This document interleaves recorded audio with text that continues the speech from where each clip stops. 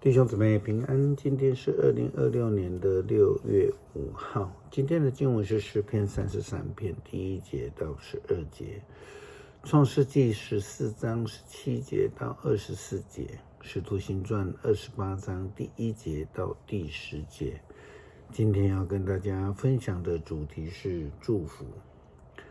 基督徒受呼召的目的是什么？常常听人家说，就是来得祝福的啊。其实这是犹太教徒的想法或是心态，他们已经忘记了上帝呼召亚伯拉罕的目的，就是要使人得福。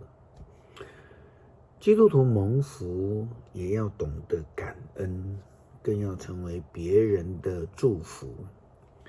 创世纪14章17节到24节记载了亚伯拉罕战胜了基大老马之后，祭司撒冷王麦基洗德来为他祝福，亚伯兰就献上感恩的奉献。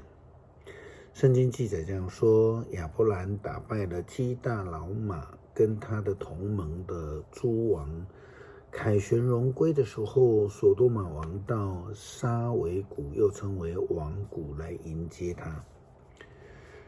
至高者的上帝的祭司撒冷王麦基洗德带着饼和酒出来迎接亚伯兰，祝福他说，愿至高者上帝天地的创造者赐福给亚伯兰，愿那位使你战胜敌人的至高者上帝